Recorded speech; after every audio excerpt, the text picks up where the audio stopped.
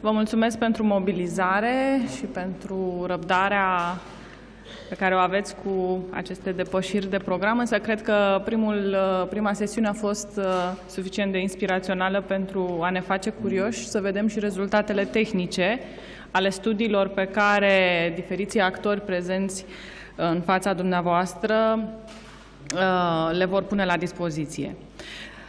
Acum, știți cu toții, în cadrul proiectului România Educată am pus accentul în ultimul an pe o serie de domenii strategice și prin intermediul acestui proiect. Astăzi vom avea ocazia să ducem discuția mai departe, pornind de la aceste 4 documente de politici publice care au fost elaborate de către partenerii noștri din cadrul Organizației pentru Cooperare și Dezvoltare Economică. Drept urmare, ca prim vorbitor, aș dori să-l invit pe domnul Andreea Schleicher să continue expozeul pasionant din primul panel și să ne vorbească în linii mari despre conținutul policy brief-urilor pe care le lansăm astăzi. Mr. Schleicher, you have the floor.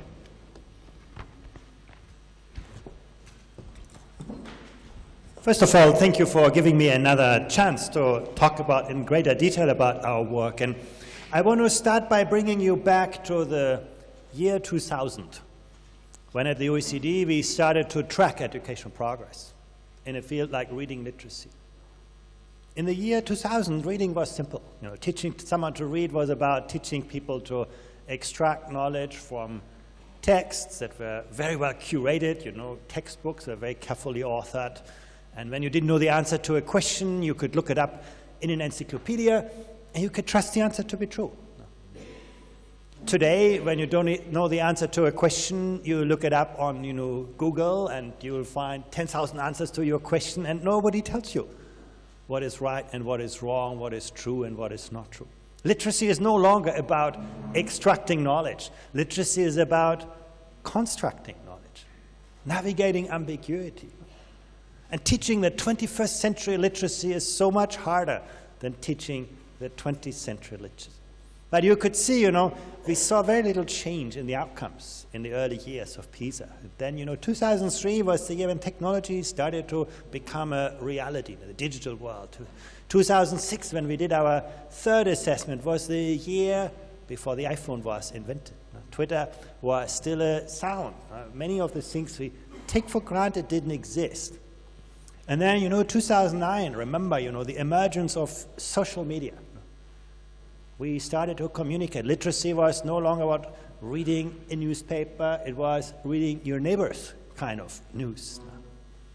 We started to talk to our computers and think about, 2012, the emergence of artificial intelligence, robotics, cloud computing, biogenetics. Huge changes in science and technology about what you can actually see in the industrialized nations of the OECD. We have seen almost no change in the capacity of students to master 21st century skills. Let me just show you one number. Today we have 1 in 10 people in the OECD area who can distinguish fact from an opinion. In a fairly complex context, I admit this. And you can say, it was better than in the year 2000 when it was only 7%, but we live in a totally different world. Today, everybody needs to be able to navigate ambiguity, manage complexity, and we have only 1 in 10 young people being prepared for the digital world. And actually, if you look to Romania, that's your weakest spot. Less than 2% of 15-year-olds have those advanced capacities, not just technically to read, every Romanian can read, but to navigate the complexity and ambiguity in the world around us. That is the fundamental challenge. The question is, of course, can you change it? Overall, we haven't seen much change, and I think that's also important to see as a context. Educational change is hard. It's very, very difficult. But actually, when you look at this around the world, you can see some countries moving rapidly forward. I mentioned already before, the 4 Chinese provinces, #1 in the world. In 1 generation, moving from, nowhere to leading the world. Singapore, moving from good to great. Estonia, very, very successful and progressively advancing. Why do I mention Estonia? Because they spend 30% less than the OECD average. They invest very similar kind of in like Romania in education. But we've been able to move the agenda forward, a very important experience. Portugal, very badly hit by the financial crisis, and still catching up, moving things forward. In the year 2000, nobody would have imagined Portugal, the poor cousin in Europe, to move up to the OECD average. Or Poland, another of those countries that could see steady rises in outcomes performance. At the low end of the performance spectrum, you can look at Peru or you can look at Albania. Who would have thought Albania to be one of the most rapidly progressing education systems in the world today? When you look to countries like Brazil, Turkey, the growth may be less successful, but why do I mention them? Because those are countries that have not only improved the quality of outcomes, they've also been able to add more children into school, reducing dropout by a very large margin. So we see successes. Sweden, one of the star performers declined, and then in 2012 they catch the ball, and you can see that turn things around. That's also an important message, actually. When we are in trouble, we can always, move things around. And then, of course, when you look to Romania, you can see also very, very impressive progress in the early days of PISA, but then sort of things brought to a halt. That's why, Educated Romania 2030 is such an important inspiration to move the agenda forward again. But I want to bring a second aspect into this, and that is the problem of equity.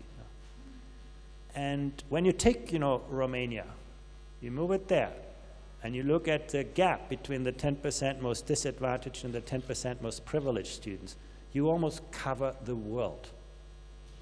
The 10% most disadvantaged Romanian, do as badly as the lowest performing nations. The 10% wealthiest Romanian do actually quite well by international standards. The question is this natural, or is this something that we can change? I want to show you Portugal. Look at the 10% most disadvantaged children in Portugal. They do as well as the average Romanian student. Portugal has been very, very successful in addressing the rural performance issue. Sometimes it was a hard lesson. They had to close many rural schools, which is very unpopular to do. They took the courage to do that. They were linking high-performing and low-performing schools, pairing schools that were doing well and schools that were not doing well. They try to encourage the teachers to teach in disadvantaged schools. And you can see the fruits of this. And then again, you look to the Chinese, the 10% most disadvantaged students do better than the wealthiest students here. Once again, because they have been able to address inequality systemically. So change is possible. It's very, very hard, but it's possible. Let me bring another dimension to this, the variability in school performance. One of the most impressive outcomes in Finland is that you have almost no variability in the quality of learning achieved in schools. The closest school is always the best school in Finland. The worst performer, Israel, much of the variability is between schools. The school you choose is going to determine the quality of education that you're going to get. And again, you look to Romania, is more to that side of the equation than to the Finnish side.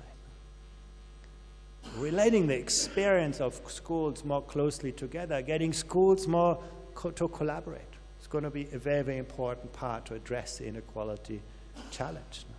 And it's not just about money. You can argue, well, if Romania would actually invest more in education, probably it would achieve better outcomes over time. I think that's an important point. But I want to show you this as important context. This shows you the volume of learning time. In blue, you can see the time that students spend in school, and in yellow, the time that students spend learning out of school, tutoring, all of those things. You can see it varies hugely. Now, the number one is the United Arab Emirates. Students spend close to 60 hours learning per week. Huge amount of time invested. And then you look to Finland, is that a little bit more than half of that time. Huge differences in the volume of learning time. But when you look at productivity, you can see that in countries like Finland or Germany or Switzerland or Estonia or Sweden, students learn a lot in very little time. Whereas in the United Arab Emirates, they spend a lot of time and learn very little. It's not the volume of money, it's not the volume of time, it's the quality of learning experiences that we need to change. That's what quality and equity are really, really about. It's about, first of all, moving from only having some people succeed to ensuring that every student succeeds. And equity is not just about resources, it's also about understanding how different students learn differently and embracing that diversity with differentiated practice. No? You can say, in the 20th century, democracy was about the right to be equal. In the 21st century, democracy has become about the right to be different. No? To understand, how students understand and learn differently. And in the field of medicine, we do that really well. When you are a doctor, the first thing you do is you try to find out, what can I do for you? Where are you sort of sick? What is the right medicine? In education, we still give everybody the same medicine. No? And then we try to hope that everybody's going to be healthy. And some succeed very well and others really fail. So that's, I think, one of the most fundamental challenges. Second challenge is, in the past, the kind of things that were easy to teach and test made us successful. Today, that's going to be taken over by computers. It's about complex thinking, complex working. That's the key to success. One of the most fundamental challenges to Romania. It's not about doing more of the same teaching. It's about educating a different skill set. And that requires, that's why we put so much emphasis on teachers. It requires a different caliber of teachers. Teachers who are not just, transmitting the established wisdom of our times, but who are helping young people to question the established wisdom of our times. And of course, that has to do with the work organization. High-level professionals don't like to work in a factory. And most of the education systems are still designed as factories. With very little career perspectives. That's why we put so much emphasis in our policy notes on the importance to give teachers some pathway to move forward, to actually advance in their professional careers. These are the kind of challenges that become very important, and that's where our policy note really starts. So let me talk a little bit about this. First of all, improving the teaching profession. It's about, attracting great people into teaching. I do think it's important. But with attracting people into teaching, you only affect about 3, 4, or 5% of the teaching force. Because most people are already in the school. So the bigger challenge is not, to attract new people, but to change and improve performance of the people actually working about this. Let me sort of highlight a few pointers on this. First of all, teacher enthusiasm makes a huge difference. In our latest PISA assessment, students who said that they had teachers who were really, inspired, enthusiastic about what they do, they had strong student-teacher relationship. That was one of the most powerful predictors of learning outcomes in virtually every country. This is the average. And it's not just about academic outcomes. One of the most interesting findings from our latest PISA round is that, for example, disciplinary climate in school was a very important predictor of students' life satisfaction. You think, the quality of life of students is about the families, the environments in which they grow up. No, actually, school plays a huge role in the way in which young people perceive their lives. Bullying, sense of belonging in schools. Is school a place where I feel I belong, I make friends? It's giving me meaning. Where students said yes to this, they were much happier with their lives.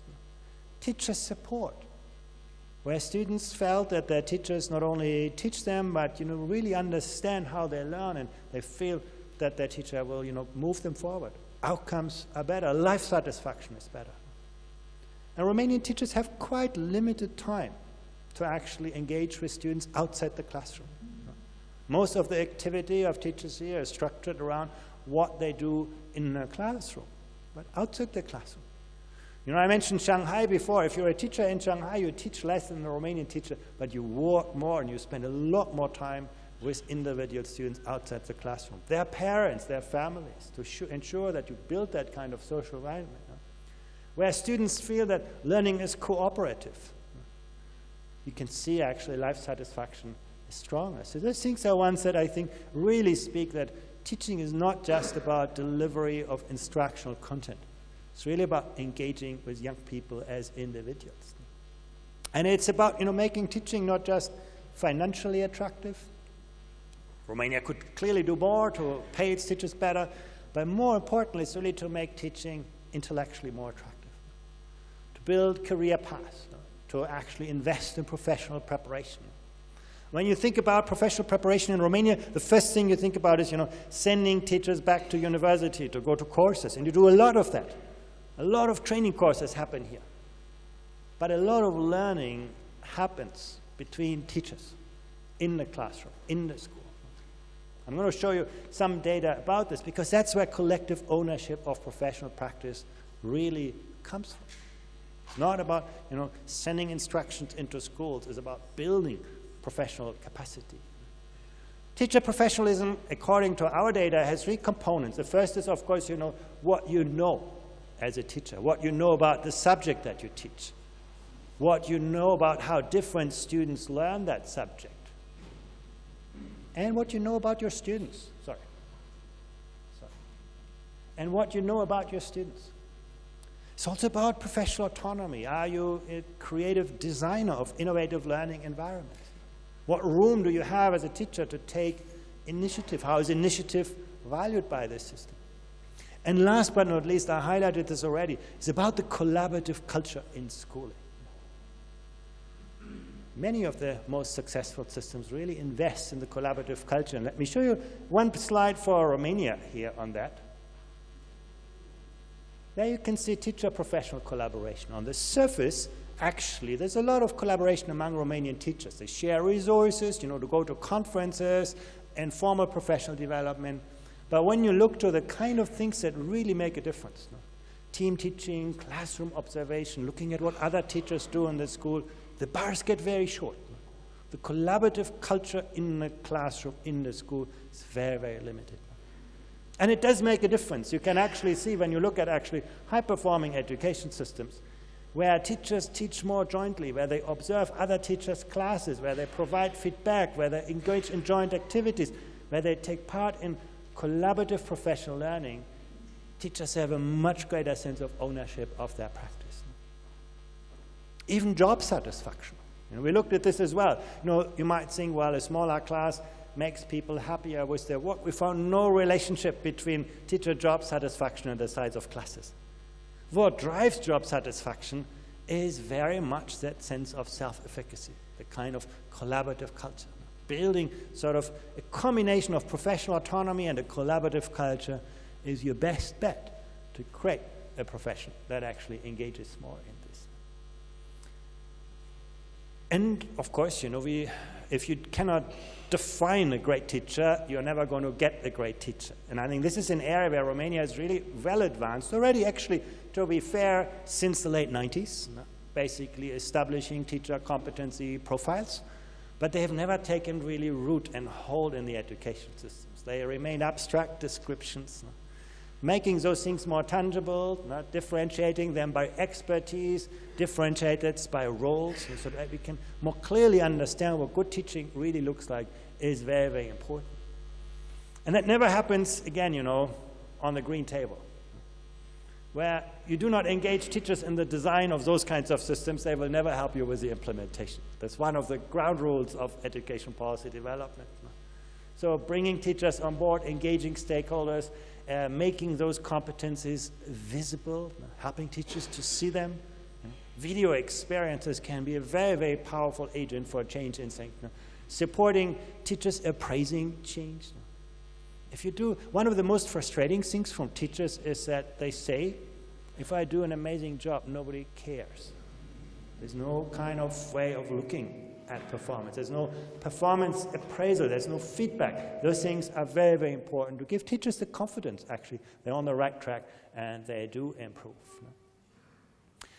Initial teacher professional development. There's a lot that has happened already in Romania, and we sort of acknowledge that in the policy note. But there's too much emphasis, in our view, on what happens, in formal institutions, in universities, and too little emphasis on actually learning in the classroom. If you go to, the northern European countries, Estonia, Finland, the poster childs in PISA, in Europe. Most of the time teachers spend training, actually, they spend in a school. They learn from the best teachers. They learn, from their colleagues. There's a lot of mentoring, coaching happening on this. And again, if you go the other end of the world, if you look to Shanghai, most of the time that teachers spend learning, they learn with their colleagues to frame good practice. Every week they observe somebody else's classroom. Every week they take part in a professional learning community. Every month they take part in a teacher competition where they work with teachers from other schools.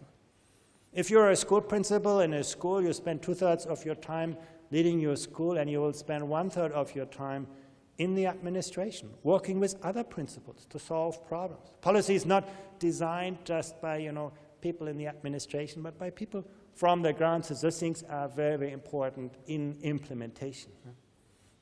Again, also, accreditation needs to be very closely aligned with standards. It's one thing, to talk about what good teaching really looks like, but if the evaluation system doesn't match that up very closely, those things are unlikely to happen. Professional development, I already sort of highlighted most of the points here, and build school-level professional development opportunities, in our view, is perhaps the most important steps. Build capacity of teacher educators, teacher evaluators. Your external supervisors have a very strong role. The school leaders don't. They're still very much administrative leaders, making them more kind of instructional leaders who take really care of design and implementation of teacher careers. I think is very, very important. We call it, instructional or pedagogical leadership. And then, of course, career management. I already mentioned most of the points here. That is so, so crucial. If we do not give people, attractive, intellectually attractive careers, it's going to be very, very hard for people to advance and take an interest in their job. And that brings me to the second point, developing school leadership in schools, effective leadership capacity. And I should actually say it's not just about schools, it's leadership capacity at every level of the education system, from the classroom, teacher leadership, the school leadership, administrative leadership in regions and so on. That is so crucial. Systemic leadership, if you think about this, we often do pilots. We try out a few things, and then we think, one day when it works, we're going to do it everywhere. But actually, if you look around the world, initiatives and programs and pilots rarely scale. It's always culture that scales. And culture is the result of leadership. It's about changing mentalities. It's about changing mindsets. It's not just about programs. If you want to achieve real change as a school leader, don't ask yourself, how many of your teachers support your ideas. Ask yourself how effectively your teachers can collaborate. That's where the change really comes from. Time and again, we see that across countries. Again, it's about identifying leadership capacities, certifying them, enabling them, recognizing school leaders for career development, instructional capacity, and so on. And also here, accreditation can be a powerful tool to actually drive what is in those kinds of standards. One of the things that we see is really that, again, the real obstacle to reform is often not conservative followers, teachers, is conservatism in leadership. Leaders who do not see their future, who are not sufficiently transparent with teachers about where reform is heading. That's why I like your 2030 perspective.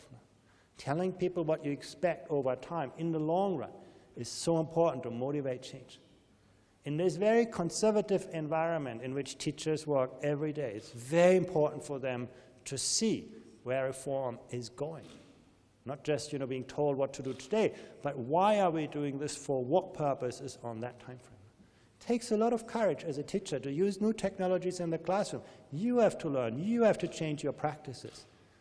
Your students, may see that as well, but your students will not become lifelong learners if they do not see their teachers as lifelong learners as well. Be aware of how organizational policies and practices can facilitate or inhibit transformation. Often our institutional structures are too much built around the interests of adults who work there. We take too little care of the interests of learners. Those things are really, really hard to change. And that brings me sort of to the last part on equity. One of the things that is quite disturbing when you look at the PISA results for Romania is that if you come from a disadvantaged background, students do not only do less well, but they actually believe that success is linked to social background and intelligence. When you ask students from disadvantaged backgrounds in Romania, many of them say, well, you know, success in school is about intelligence. Nothing I can do about it. They feel less positive about their schooling experience, are less satisfied with their life, have a lower sense of belonging, experience more bullying, and things like this. Changing those paradigms is going to be crucially important. We also see that, you know, it's actually very, very hard for disadvantaged students to make it in a high-performing school. There are many kind of barriers, visible and invisible barriers for talented, bright students from disadvantaged students backgrounds to get into a high-performing school, much more so than in many other countries around the world. And last but not least, actually, Romania has done a lot to align resources with needs.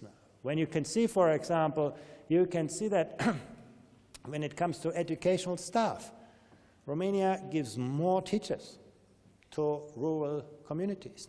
Classes are smaller, but often, you know, again, it's not that the best and brightest teachers are motivated to teach in the most difficult schools. So that's what differentiates Romania from the highest performing education system, where teachers are encouraged. The most disadvantaged schools are the fastest career elevator, where teachers advance. If you're a vice principal in a high-performing school in Vietnam and one day you want to become the principal, the system will tell you, well, you know, first show us how you can turn around one of the lowest performing schools. And that's why, you know, the most disadvantaged schools have the longest waiting lists for students. And that's, you know, again, you know, I mentioned already the growth mindset that is so important. You can see Estonia is not only doing really well on the PISA test, but students believe in their own success. They believe that success is the result of hard work and effort. And if you look in Romania, success is limited, but also the mindset, particularly of disadvantaged students, is still much more limited. And that has implications on the attitudes. You can see the motivation to master difficult tasks relates to our growth mindset. The inherent beliefs that young people have about themselves that are shaped by the instructional environment.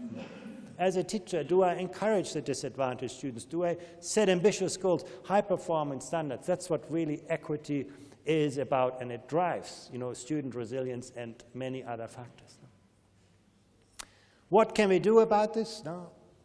Engaging communities. Basically, everybody says, you know, to change education takes a village. High-performing education systems are very, very good to go out to parents. They don't wait for parents to come, because the parents that you need will never come. They go out to the parents. They give teachers time to engage with individual students. They address, you know, the motivational gap, building inspiration.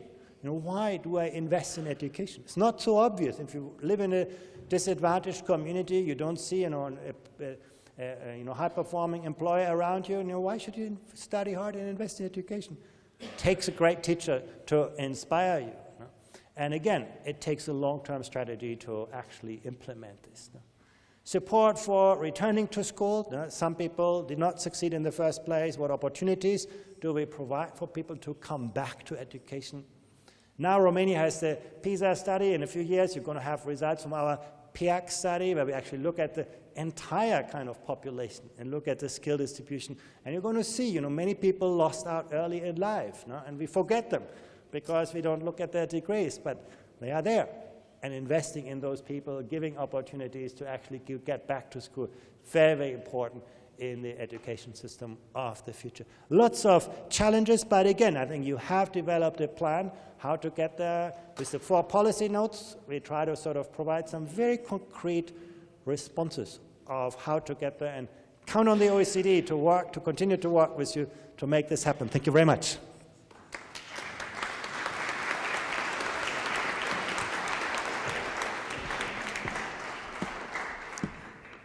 Thank you, Andreas. Este rar să asculți o prezentare despre niște documente tehnice de politică publică și să te simți motivat și inspirat să te chiar apuci de implementare. Mulțumim încă o dată OECD pentru